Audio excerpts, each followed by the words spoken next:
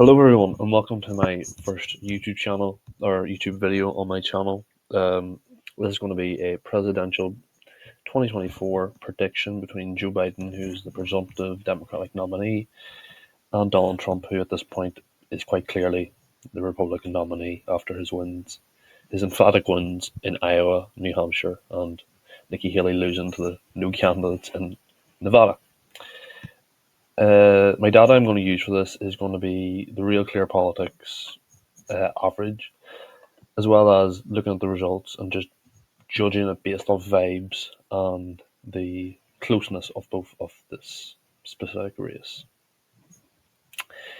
Before we start, if you could subscribe if you like this sort of content. I hope to be doing this more, and if you have any tips, any links to any software, any things that I should do to improve the quality of my videos, any courses that you think I should do that would help me become fully ingrained into this editing style and this YouTube thing, I would very much appreciate that. I have an email linked in my YouTube which you can message me on, and without further ado, let's just get into it. So we're going to start off by just Washington, Oregon, California, Hawaii, Illinois, New York, Vermont, Maine's first, Connecticut, New Jersey, Delaware, Maryland, Washington D.C., Rhode Island, Massachusetts, New York State, and that's it. These states, I believe, will all go straight for Joe Biden. Now, there have been some polls that have shown Trump to be down by 12 points. That could happen, but my margin is 10 points and above is safe, 5 to 10 is likely, 1 to 5 is lean, and anything below 1 point is a tilt state. The safe states for Donald Trump will be the state of Utah, the state of Idaho, the state of Montana, the state of Wyoming, the state of South Dakota and North Dakota, Nebraska at large, Nebraska's first, Nebraska's third, Kansas, Oklahoma, Missouri, Arkansas, Louisiana, Mississippi, Alabama, Tennessee, Kentucky, West Virginia, Indiana, South Carolina, as well as the state of Alaska. If you look at it, it was by 10 points. You know, I actually could put this state as likely, but, it has swung back and forth. I feel more comfortable putting it as a likely state. However, I feel confident putting Iowa as a safe state for Donald Trump. He won by 8.2 in 2020, 9.4 in 2016. If you look at the state, all these counties here, they're going to get redder. It's very white, very evangelical, very rural. That just speaks to Trump a lot more. These will speak to Trump. I just see it as being a much more of a Trump state. Ohio is a different one. Again, with his winning in Mahoning County, this kind of northeastern Pennsylvania region, that again state swung heavily towards Donald Trump. However, he loses out in Cincinnati, Hamilton County, Cuyahoga County, Toledo, Athens, and Franklin. These sort of, if we look at 2012, even 2004, Trump is winning Hamilton County. The margins are a lot closer in Franklin. So it just shows the different coalitions that Trump has. But I feel confident I can put it in the safe column. Now for likely Democrat states, I feel confident putting New Hampshire is likely. The state as a whole has just moved left. I think it's going to be somewhere around 5 to 6 points. I think Trump will improve slightly. I also have the state of Maine going likely as well. I also have the state of Virginia. I think Trump could actually improve here. With a competent-ish GOP in Virginia, I think this could be like an 8 or 9 point victory for Joe Biden instead of a 10 point victory. We also have the state of New Mexico. I think New Mexico will go down to, again, a similar margin of victory as Virginia. However, Colorado is moving left significantly. You've seen that by the recent governor's races, and even compared to 2016, where it was only won by 5 points. That is a significant shift. And why is that? Look at these counties. They went from likely blue to lean blue to being dark blue. That is a difference. The Denver metro area, even the blueing of the rural areas has contributed significantly due to a lot of people from California moving to Colorado, as well as the state of Minnesota. Minnesota just seems kind of probably 5 to 6 points as well. The Twin City metro areas, St. Paul, Minneapolis, that dictates how the state goes as a whole. Likely Trump states, I think, means second congressional district, my apologies, as well as Texas, as well as Florida, and that is it. Means first, means second, God, again. 7-point margin for victory. I think that could go up to like an 8 or 9, but it just seems to be tilting on that edge for Trump. He did improve on his margin here, from 51 to 52. But again, I think an 8 or 9-point margin of victory for Trump is to be expected.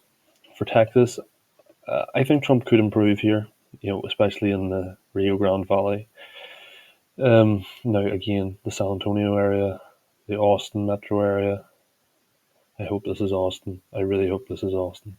As well as Collin County, Tarrant County, and Denton County. These 4 areas of Dallas and Fort Worth are contributing significantly to the state moving left. However,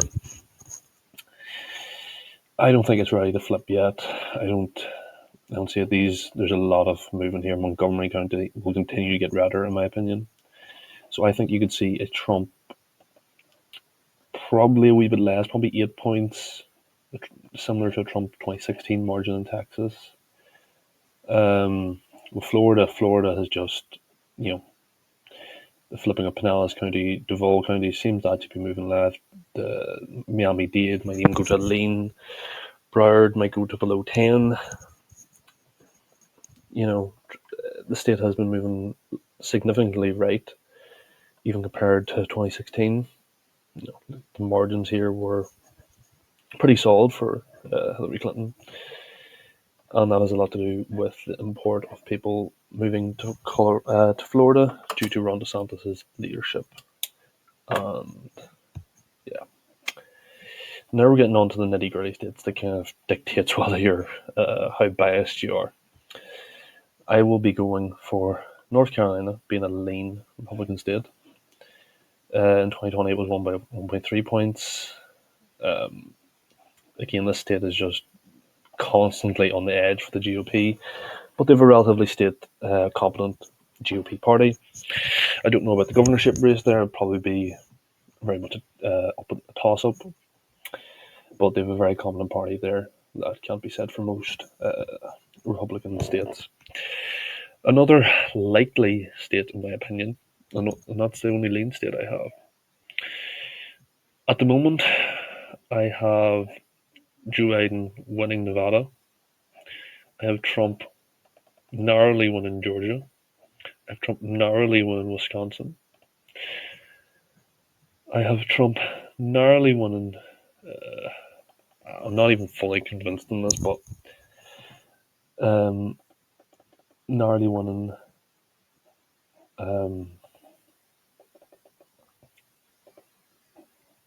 Joe Biden narrowly winning Arizona. That is my margin.